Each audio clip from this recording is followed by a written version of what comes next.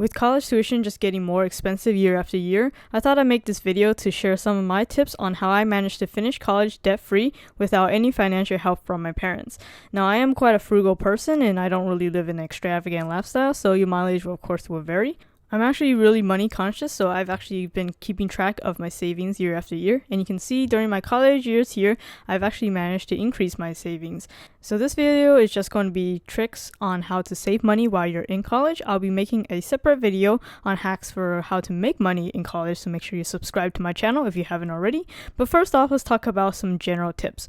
So first of which is to really keep track of all the events that's happening around your school. There's a lot of freebie things that you can get if you just pay attention. So the easiest way to do so is to join the social media group or like the page for your school. So one way is of course to join Facebook or Instagram or Twitter. Even if you don't use social media for anything else, I would just make a Facebook account just to keep track of these events. So once you make that Facebook account, I would recommend you follow your class's Facebook page and also any for sale groups on Facebook, so you can easily buy and sell things, and I'll talk more about that later in this video. And of course to follow certain events that's happening around your campus so you can snag some free food and other swag. So first, let's talk about one of the most expensive purchases you have to make in college, and that is textbooks. So here on the screen are a couple ways that you can reduce that fee. So first of which is consider using ebooks. Now, if you're one of those people who likes to highlight and annotate your hardcover books, obviously this is not going to be a method for you. But if you're kind of open to the idea of ebooks, I can tell you that it's a lot less to carry around, especially if you have to carry around a lot of textbooks. Plus, with an electronic version, it's easier to find things with Control F, and generally it's a lot cheaper. You can even find them for free if you just kind of Google them online. Or you can also consider renting them from Amazon. For instance, if it's just a gen ed class and you know you don't need to keep it long term, then I think renting is a really great option as well. And then if it is a book that's kind of popular, or that more than one major may have to use it, you can try looking it up in your school library or even in the local library.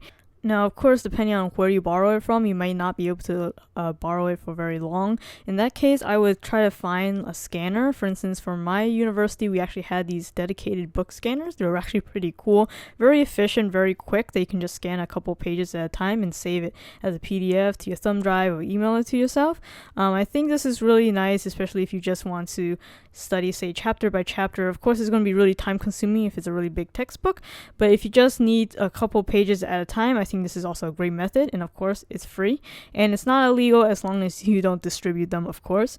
Or if you really needed to own the book yourself, you can consider buying it secondhand, for instance, from upperclassmen who don't want it anymore. So bottom line is, don't ever pay money to buy them new because it's just not worth it, and don't buy it from your local bookstore. From my experience, it's always more expensive. In terms of other school supplies, I would definitely look into those for sale groups on Facebook. Definitely upperclassmen, once again, selling their old stuff that they only used a couple times, trying to get rid of stuff, and you can definitely get it at a really great bargain.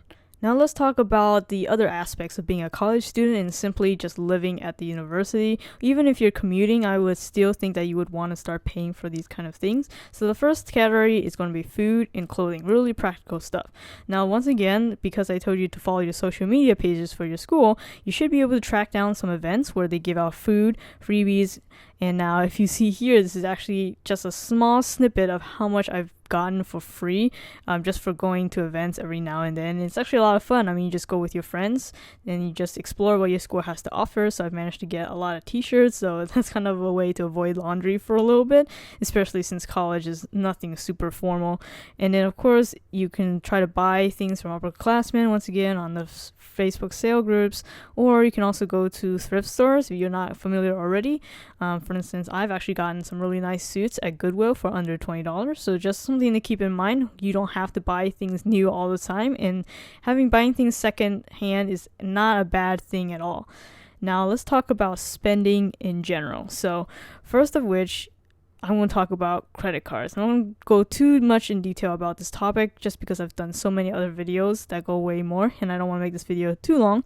But basically, if you use credit cards responsibly, you're able to get actually cash back and more value than if you would just use cash or debit cards. So what I would recommend is looking into the Discover It card for students. I did a whole review on it, and you can use my referral link down below, which will allow you to get an additional $50 if you get approved, which is actually a really high possibility that you will. So I consider looking into that.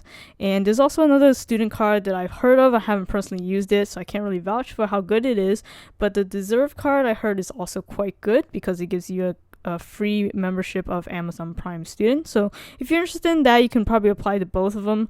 I definitely do recommend to Discover It for sure, but again, the links will be down in the description if you're interested.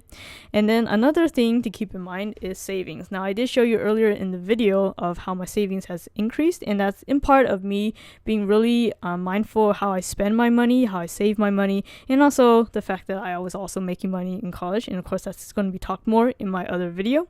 But if you own something called a online savings account, which is basically a regular old savings account, except that it's not as easy to liquidate your money. You just have to use it online, hence the name. But because it's fully online, they have a much higher interest rate compared to regular bank savings account. So for instance, Ally Bank is one of the ones I use. They offer 2% interest. So that's like much higher than what you can get normally. So I definitely would recommend if you to just put aside any additional money in an online saving account. You'll definitely save you quite a few bucks by the end of the year. And then another item you don't really think about too much when you're just entering college is the fact that you're going to use your smartphone a lot, especially for like group projects and all that. So it's definitely important to really have a smartphone these days.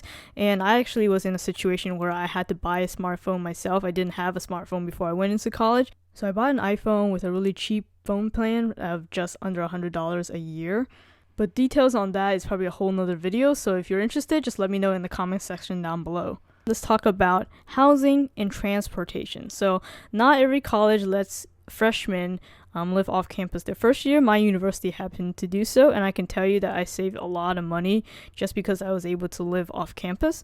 And there's definitely a lot of pros to it, since you get to basically choose who you want to live with. You can choose to live with friends, and you can choose to what kind of food you want to eat. You can cook your own food. Of course, this means that you need to be a lot more responsible right off the bat. Coming from high school life, you may be used to home cooking and all that. So if you're not quite really ready to live on your own yet, maybe consider this a few years down the road. But I can definitely tell you that living off campus is definitely a great option to save money. In fact, it's probably the biggest thing with dorm pricing being so expensive. And if you're worried about furniture and all that, once again, check out the Facebook groups. I'm telling you, people who are trying to move out every 4 years, there's still going to be a lot of furniture that you can get up for real cheap. Now, in terms of transportation, of course, it's going to vary where your university is located. But in my opinion, I think for most people, having a bike is probably the fastest mode of transportation, hands down, as opposed to walking, a car, or anything else, just because you don't need to worry about paying for parking, gas, a permit, all that kind of stuff. And it's good exercise as well, of course. And if you're worried about bringing your own bike, or you don't have a bike and you don't want to lug it to your university, say if you live on the other side of the country, consider looking into rental bikes. Or my university was able to rent bikes per semester for $70, something like that. We also had rideshare programs in my campus as well. The only requisite is to just get used to riding one with a backpack on, and also be able to lock it up everywhere you go. So I hope you find these tips useful. I'm sure you can pick and choose what fits your needs the best. But by doing this, I was able to keep my monthly spend at around $700, and that included all my rent, utility, groceries, and other regular spending. So that's definitely a huge reason why I was able to save so much money over time and actually managed to buy my own car during college. So let me know if you find these helpful, and if you have other hacks and tips you want to share with others, just leave it down in the comment section down below. Once again, I'm planning to make another hack video for college students. Make sure you subscribe to see that video when it comes out.